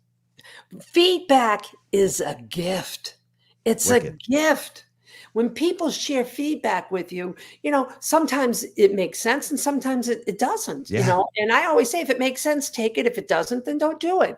It's a gift when people give you feedback because you can take that feedback and apply it however you want and improve your game. Exactly. But if you shut down feedback because you're afraid that you're going to lose control, you've already lost control. Yeah, you have. And it also shows, feedback shows that people are interested too. Yeah. It's a way to gauge interest and what people are truly interested in the conversation. So it's like, it is so valuable. I just, when Yes. you're leading a committee, you should be someone that loves feedback, not someone that just shuts it down and yells at people. That's just Right. And even in people's personal lives, I mean, it doesn't even have to be in work, even in personal lives. If you listen to people, if you're open and you don't personalize it because it's always about behavior and then the impact, and if you look at it that way as behavior and impact, it's not personal, but it's meant to help. But you know, so we got to the point that we got to yesterday because the audience was allowed to participate, which is what we've asked since the beginning. Let us help. Let us work together. This was all about building trust and helping the community heal. Now, I don't know what kind of trust you can build when Randy Scollins decided that he was going to open, thank you, Sophie, for Neanderthal. Oh, I got it. You got it. That's the second. You now I you'll just never have to forget see it. it. I just Now have to you'll see never it. forget it. But, you know, Randy decided, the heck with what they agreed to, because agreements don't matter to me. I'm the kingpin here in the town hall, and nobody's going to say anything to me because, you know what, I look the other way all the time. And, oh, did I say that, Randy? I'm sorry, but you do. And so, you know, Randy, I don't know. I don't know what I was going to say, but you know how much I love Randy. But Randy, I'm just going to say, listen, we are going to get the information on you, and we are going to tell the town all about you, because we do not want any more liabilities in this town. You are a horrendous human being, not even a horrendous leader. Beyond that, you're a horrendous human being. And Not nice. He's not a nice person to people. he's not a nice person. And he hasn't that learned his is lesson. wrong. It's Right? amazing after what happened in Foxborough. I mean, because I've heard from some of these women, they don't want to be on the record. They're still afraid of the guy.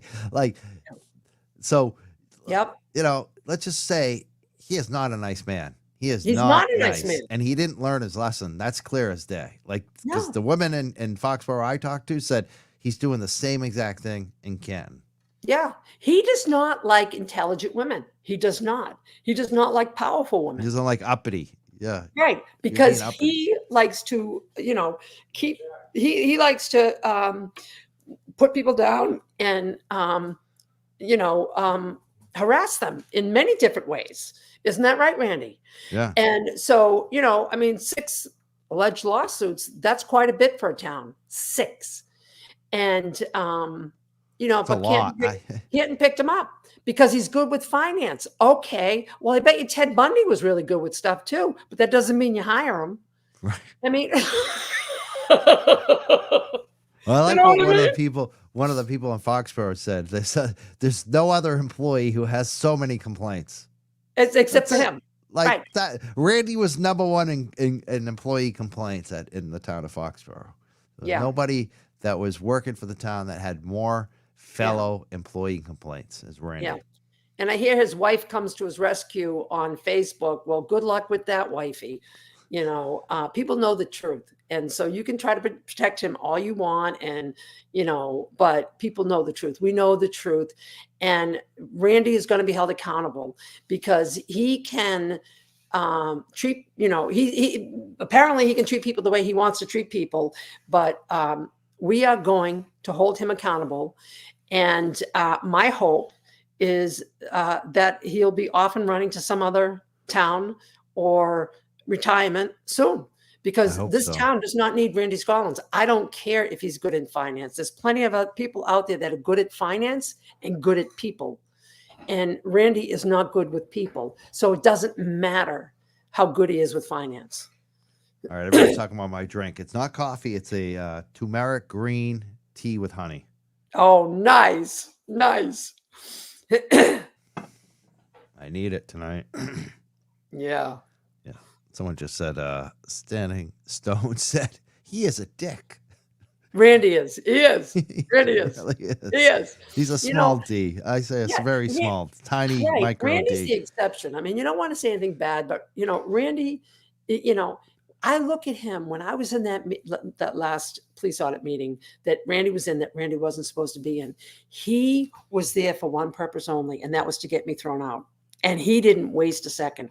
I had sent Bob emails that week asking if he could give us what the questions were that the vendors had so that we could look at the questions. And, you know, I mean, I don't see I knew what the RFP said, but I don't know what the bid said. And he was adamant that we could not participate in this. And so he knew, because I said, but we could help. And boom, he comes back and slams me again. So he knew that we wanted to collaborate and he wasn't having any of it. So Randy went to the meeting to help Bob make sure that we did not open our mouths to try to collaborate.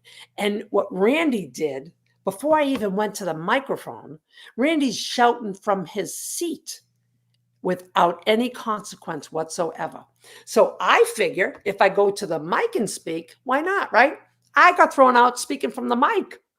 And Randy, I'm telling you, as soon as I turned, he was on his phone. As soon as Bob said out or leave, Randy was on his phone to make sure that it happened. Pre-planned. Pre-planned. I mean, how pathetic for the town. And I've then never seen so many men call the police on women. Can you, That women? they're not dating. I mean, it's one thing if you have like an abusive partner, that would be a little different. But I'm talking about, I've never seen so many men call the police on women that they aren't dating. I like that. I don't see it at all. Like it's crazy that this is going on. Afraid. They are such babies. They really are. They're afraid, they're afraid of the questions that we ask. They're afraid to have us show up at meetings. They have been working, they've been doing what they've been doing for a very long time. And their party is coming to an end because we are, we are onto them. I mean, the best thing Chris Albert could have done for the town was to resign a year ago. And because he didn't, so much more has been uncovered. So much That's more. what I said. The best thing he could have done for himself and the town. It would have been a win-win. Yes, it would have been a win-win. But that would have been good for his family too. Yeah, it would have been good because he's not even living with his wife anymore. No. I mean, they say he's living in Easton above the farmer's daughter, the restaurant there. That probably would have been good for his business, D&E too. Like, I mean, I don't understand it. It's like, dude, get in that survival move and protect yourself. Like instead, he puts himself out there. I mean, I don't know, Brian Albert. You don't see him getting harassed, and there's a reason. I really feel like Brian knows how to stay out. Although Chris is like, we're in like high school. Yes. There was always those kids, like you'd be a junior or senior, you have a freshman, and they almost want to get like hazed. They're like, go, chase me. Like he's one of them. It's like, you want to be the target, Chris. Like you're like, it's weird. It's very like strange the way he like, pick me to pick on me. You know what I mean? It's just, I don't get it. Like if I were him, I just want to, he had a perfect excuse to move away. Yeah. On this. I mean, you look at his behavior outside his D&E shop, right? You look at his behavior, the swearing, the obscenities, gonna smash Aiden's head down the street if he could, and then to have people charged with rubber duckies, with felonies. He's made himself such a center of attention for like no good reason. Like any real adult would have just gone inside. Like, why would you instigate with Aiden? That was because that's what they do. I know. His kids came out that they're fighters. Because they're bullies. Because they know that Big Daddy is the Canton Police Department. Yeah. They know that Big Daddy's not going to hold them accountable. Yeah, but the rest of the world is watching. I mean, that's the rest of the world is watching. Realize that by this point. I got some super chats. I want to read a couple off. There's some questions here. Here's one. What are they getting for money? I think talking about the police audit. Yeah, $198,000. So the $200,000 was the top, and so they came in at $198,000. And by the way, well, I don't want to say too much, and I'll leave stuff for Kathleen. But the firm that it looks like we're going to have is top out of the ballpark, and we should get results in record time, way sooner than we expected. And I think that's because of the quality of firm that they are. So I am over the moon thinking that we could have a very safe environment here in the very near future, that we could have a police audit completed by next May.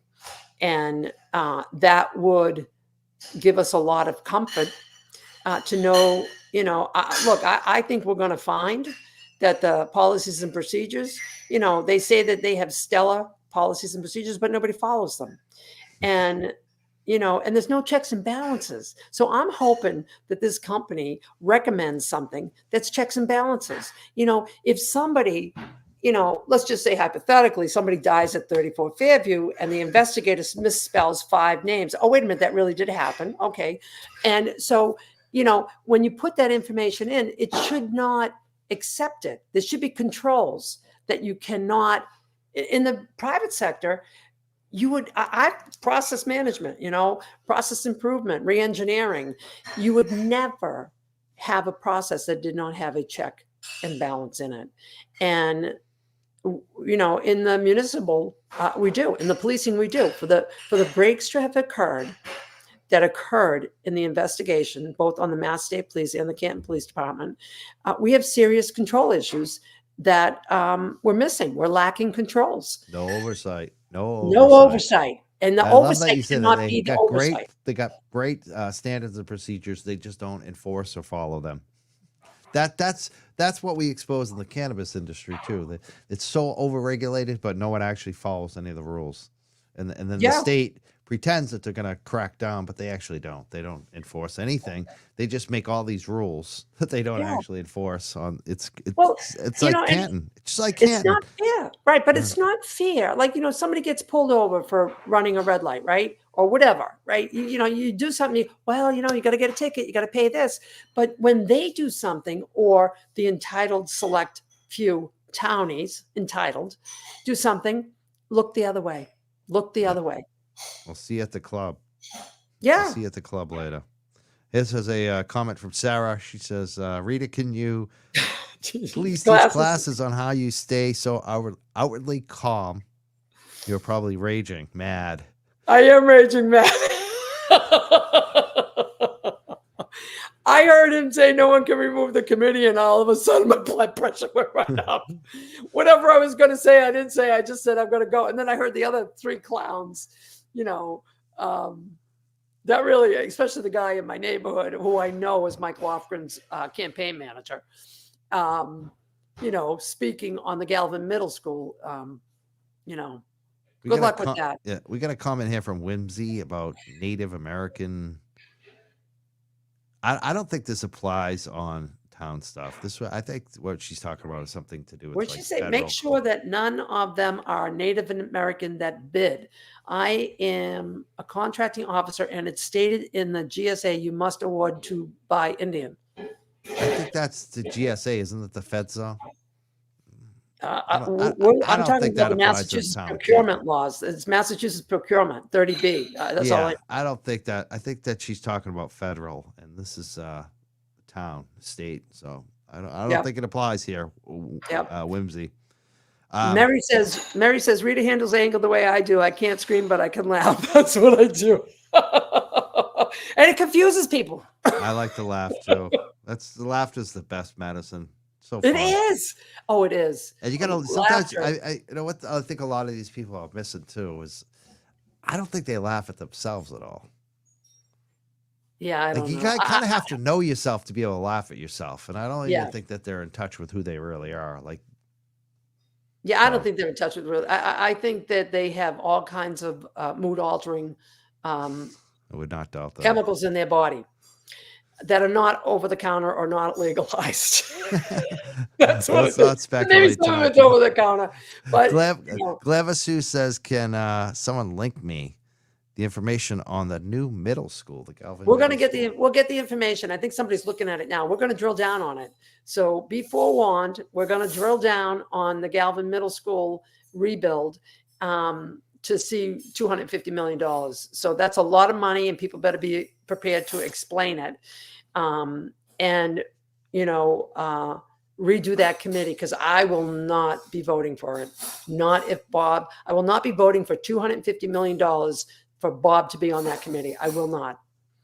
And I don't care if it's right for the town or not.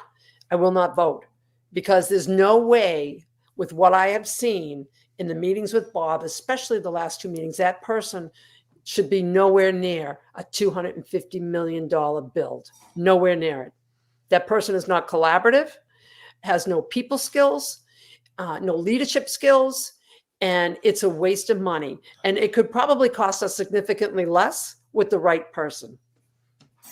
And like you said, he also has that little question of the conflict of interest that he hasn't ever addressed, right? Right, right.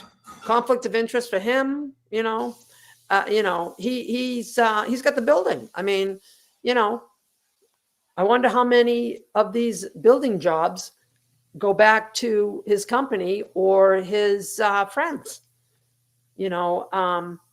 and look, if your friends have the best bid and all, well, that's great, but we need to do things right. And the ranking system that he has, although I understand that is what's used in the building section, it doesn't work with what we're doing here. And he just does what he wants. And we cannot have people that just do what they want.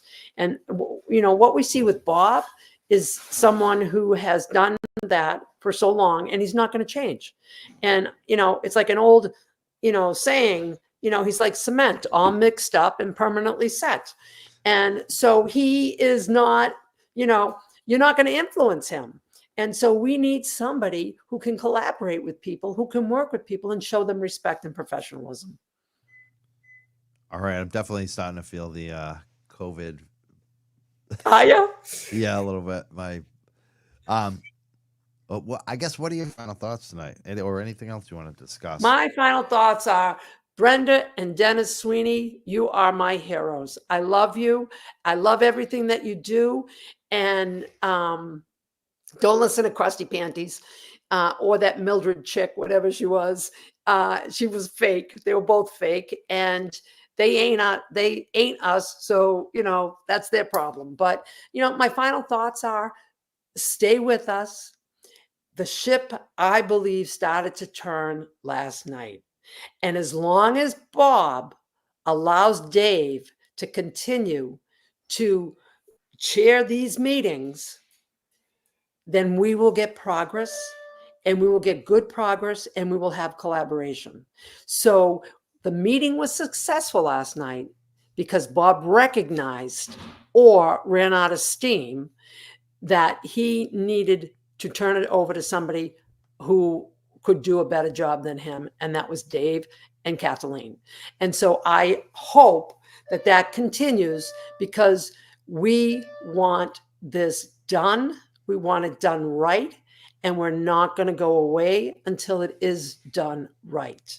So never give up. It's been a long fight, guys. We still have so much more fight inside of us. And we do this because all of you support us. And we couldn't do it if you didn't support us. So your support means the world to us.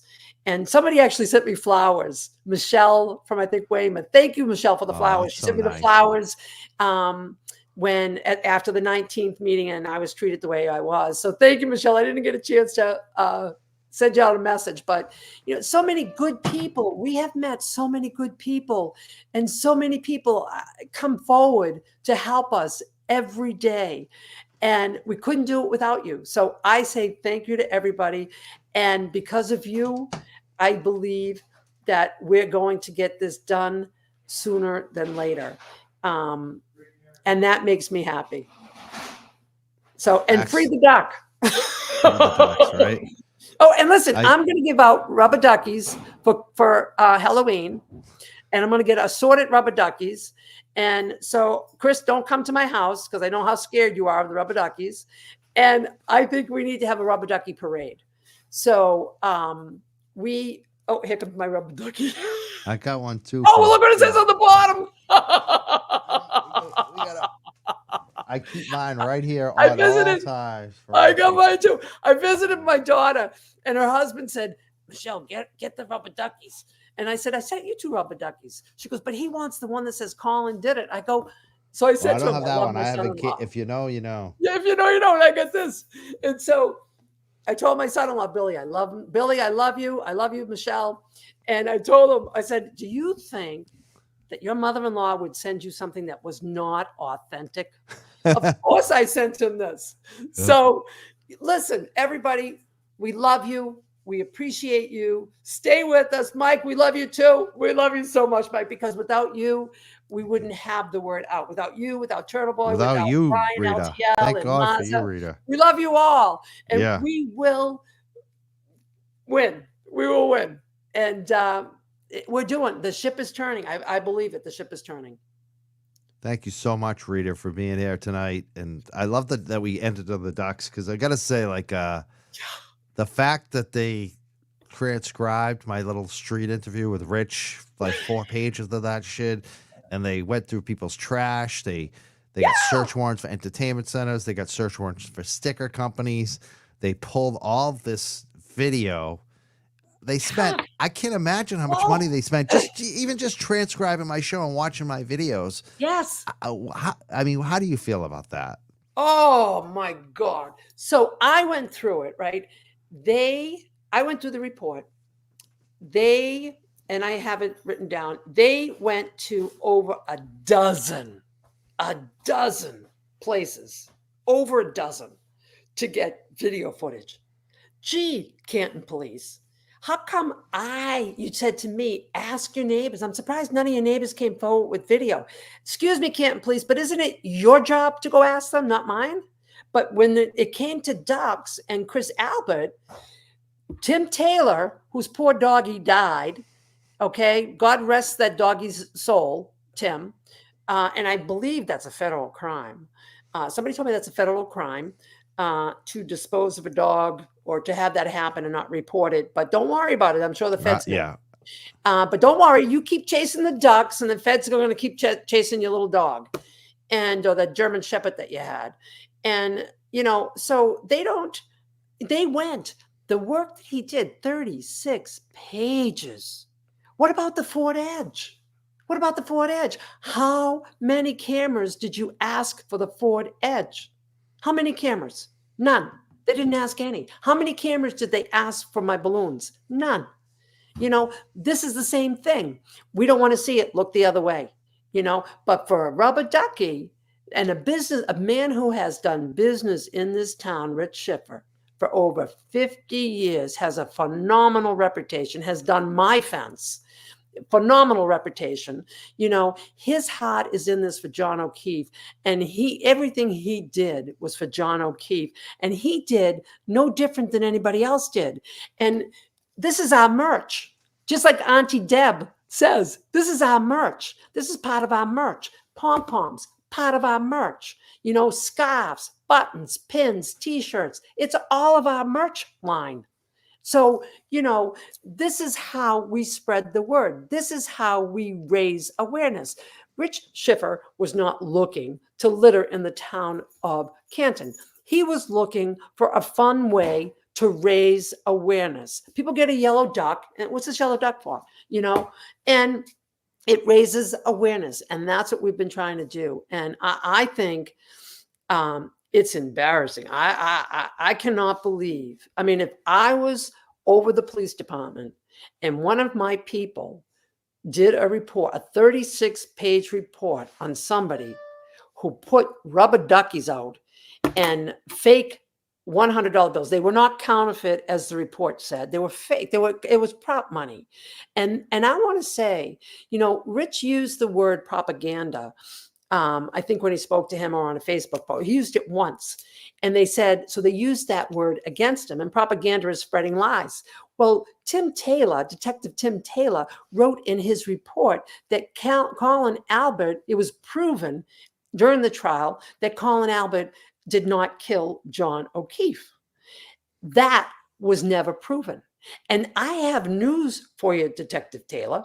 That's propaganda. So here you are trying to charge Rich Schiffer. Yeah, he definitely had some editorial in a lot of editorial comments that just didn't belong. Don't pass muster. They just don't. No. And then he's citing case law.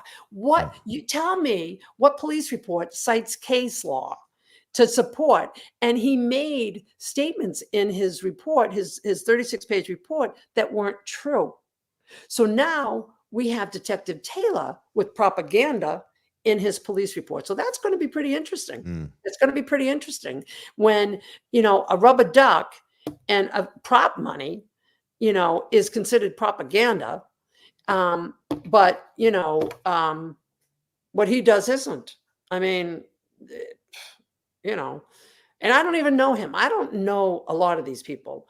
But, it's disappointing that all that effort, all that Canton taxpayer money, all that time to collect that information, to knock on doors, to get this, he not only talked to businesses, and of course they were McAlbert businesses that had the cameras, and then he went to the town hall and he had Louis Jutras, who is our IT expert, and he can make things appear and disappear. And so he went to Louis and he asked Louis for cameras for various town locations. I mean, look at the tremendous effort that went in to identify who dropped the rubber duckies when they knew it all the time. They knew it all along. It was Rich. They just wanted to harass him the same way they harassed Aiden, and they want him to be silent. And that is weaponizing the law on a community level. Yeah. And that should upset everybody. Everybody should be They could have outraged. handled that so differently. It's differently. I gotta say about the Tim Taylor guy, like I don't know what happened with the dog situation. I've seen Sean report some things, but to me, there's been no like official evidence report. It's troubling, the report that Sean put out, but we don't know. I would love to find out more on that. But I've heard the from fact pretty good that this guy, sources. did I've heard this- from pretty good sources. It's a true story. It's a sad story, and it was an accident. But the It was fact an that he wrote this 20-something page, 36. yeah, 36, whatever it 36. is, it's Right. on this. Like instead of actually doing police work, which would have been, in the real world to like kind of calm things down. Like instead, they go all out, and now ducks are everywhere. Now there's even more ducks. Now everyone's like, they're not silencing people. They think they are, but they're just making people more agitated. Like they could have easily gone to Rich and said, "Hey, Rich, we've been following you. We know what you're doing. We got video. We don't want to have to charge you with a felony. So just stop. Just stop. And if you don't stop, we're going to fine you heavily." They could have had that discussion with him. Instead, they decided to treat him like he's the head of the mafia, basically. I mean, the stuff that they did is like what they do to terrorist heads or mafia leaders. This is not for someone that's doing a protest, like a peaceful protest. I know there's littering involved. Rich did things I wouldn't have done. If I had talked to him, I might have told him to calm down. If I had known. I didn't know until after the fact. Yeah, me too. And so when I'm talking to him, I think it's over. Like I'm just like, and they quoted me like, I was laughing at the whole thing when I interviewed him because I couldn't believe that they would actually go forward with this. I thought they had some sense and finally realized like there's nothing on this guy except he threw some ducks. Like it's so stupid. It's just the stupidest They were thing I've building ever that seen. case. They were They could building have that fined him for case. littering. That's what they should have done. They should have said, you know what? First offense for littering. I don't know what it is. $100, $1,000. Get him. Second offense. Here's another fine. They should. That's what they should have done. Right. But instead, we have witness intimidation. We have a felony, witness intimidation because of this little ducky. So listen, people, I'm giving these out for Halloween because I think it's better than candy, and I want to spread love.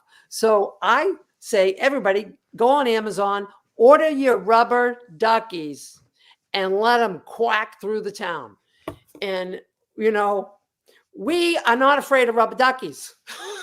It's so funny because one of the quotes that they quoted me is that I see them everywhere on the North Shore, which what I meant is when I go to the standouts, people have them, but I also really see them everywhere, not even related to Karen Reed. Like the other night, Mazza and myself and Betterow, we went out to Kowloon, and I got there first, so I'm waiting for those guys to show up.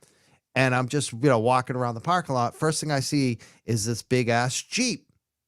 And almost, I don't know why, for some reason, Jeeps always have these ducks on the dashboard. And this one had so many ducks on the dashboard. I'm just like, I see them everywhere. And it's not even about Karen Reed half the time.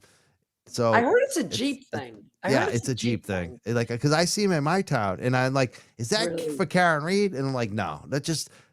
There's a thing with ducks and Jeeps, and I don't know what's going on there, but this Yeah. is ridiculous. This is so friggin' ridiculous. It's ridiculous. And Rich is an upstanding citizen, and he is a good man. You know, he was on Aiden's show. He was on another show. I think he was on a couple shows. And he's a stand-up guy, a heart of gold. And, you know, he has done so much. I mean, he sent Karen Reed's mom 3 dozen pink roses. I think it was around Mother's Day. But I'm not absolutely sure, but it was during the trial or right around the trial. And 3 dozen long stem roses.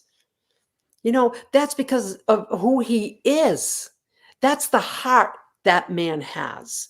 And, you know, he's just being rich, you know, he's just having fun. And, you know, people who say that we're a circus, we're not a circus. We are happy people using our First Amendment rights, standing up for injustice and standing up for justice, because what has been done is an injustice. And that takes courage. And because we're not doing it angry, they don't know what to do with it. How can people be so happy about something that they're mad about? Well, that's how we get things done. Because when you go out there with violence, you're not going to get it done. But when you go out there with love in your heart, compassion, and a smile on your face, you're going to get it done. And we're going to get things done. We absolutely going to get things done. And we are. It's evident tonight. It is. You know, today, just you know what we saw from the audit committee. It Yep. just, I say today, because we saw it today for a lot of us, but it happened last night. You could see it. You could see the progress here. And Yes. there's been a lot of work for a lot of people, and you're definitely one of the leaders. It's interesting that, now I got to say, I like Sue O'Connell. I think she's trying to play the middle of the road. I kind of agree with her in a certain respect. Yeah. But I think the way that she's going about it and doing it is wrong. Like, Yeah. I've said some of the same things. Like, I wouldn't do what Rich did. But at the same time, I wouldn't have done it either. I wouldn't he have done it. doesn't deserve a felony. Yeah. You know, he I think doesn't what deserve a happens is- felony. I wish Sue would No. just say that. I wish Sue would just get over it and say, you know what? I don't think it's a good strategy. Right. But, you know, but it's I- laughter. It's a joke. I just think the Right. McAlberts even have to grow some, like, Yeah. a little, laugh. Have a laugh at yourself. Like, Right. you guys are acting like such babies. I've never, for people who act like tough guys, Right. it's like when the dudes call my house at 2:00 in the morning. I don't really get that mad. I laugh. I'm just I do like, too. look at this clown. 147. Look, he thinks he's a tough guy. That's what they should be doing. They're just, I don't get it. They're fake tough guys. They're Yeah, such people would babies. send me, I'm not on Twitter, and people would send me stuff. Oh, Rita, this is on Twitter. And I would laugh. Yeah. And they would be like, doesn't that upset you? I go, no, I think it's funny. Yeah, like when Kimberly Fair did the Love Boat video. I love that one. That was so Which one? fun, Kim. When you had, what was I? Was I the bartender or the cruise director? I don't know. That was fun. Oh, That I was don't a think I saw funny- that.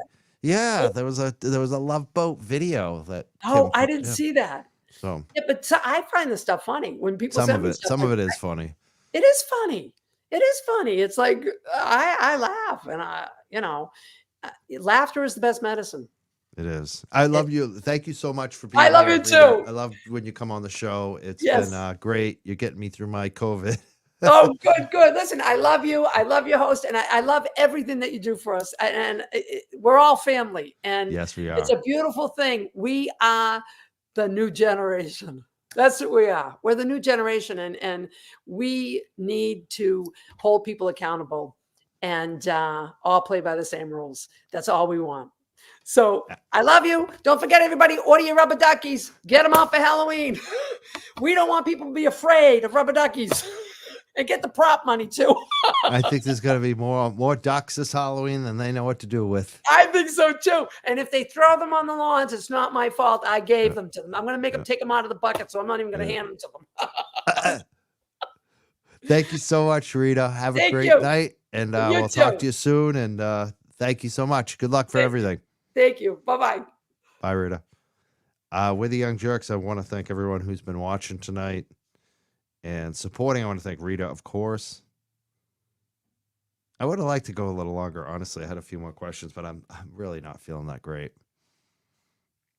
I got the COVID test today, positive.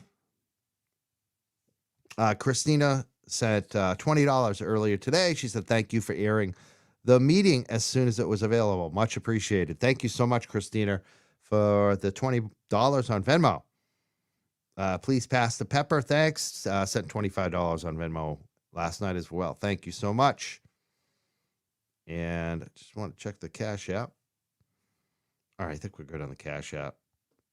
Yes, we are. Excellent. So I guess that's it. I'm going to take tomorrow off, definitely.